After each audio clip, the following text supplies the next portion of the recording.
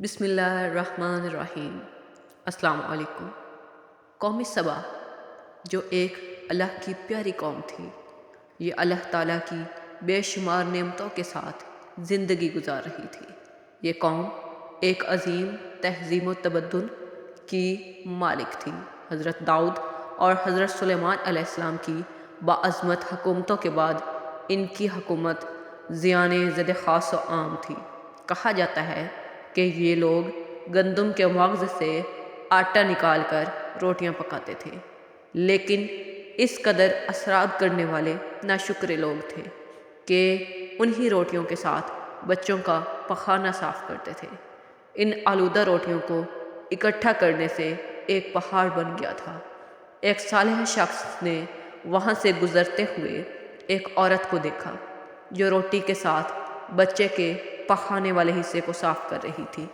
اس شخص نے عورت سے کہا، تیرے اوپر افسوس، خدا سے ڈر، کہیں ایسا نہ ہو کہ خدا تیرے اوپر غضب ڈھائے اور تجھ سے اپنی نعمت چھین لے۔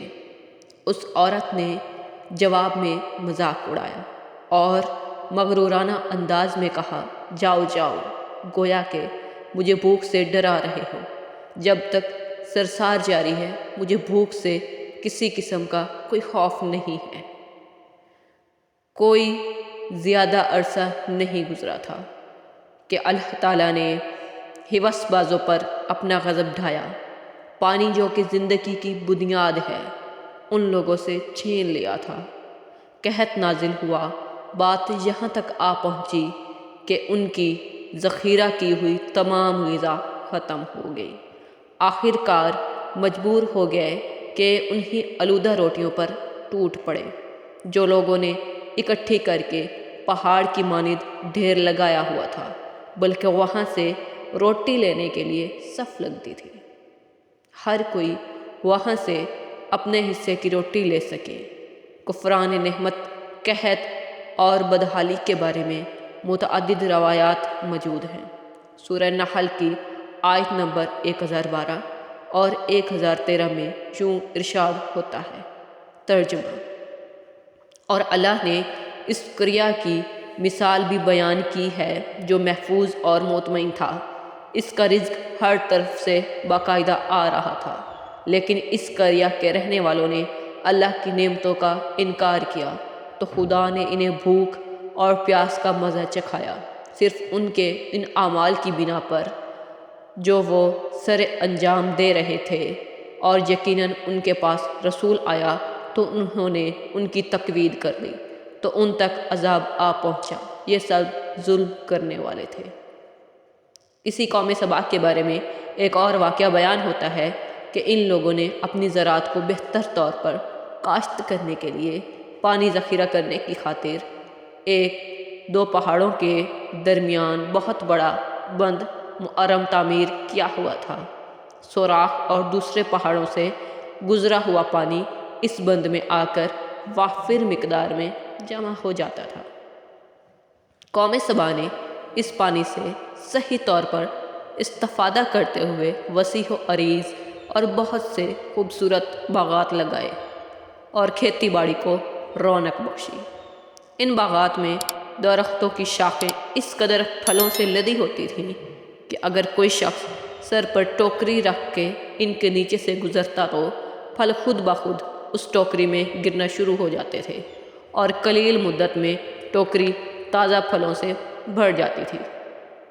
اس قوم کے بہت سارے دیہات اور قریے تھے جو آباد اور آپس میں جڑے ہوئے تھے، لیکن نعمتوں کی کثرت نے انہیں شکر کرنے کی بجائے سرمست اور غافل کر دیا تھا، یہاں تک کہ ان کے درمیان بہت بڑا طبقاتی نظام وجود میں آ چکا تھا۔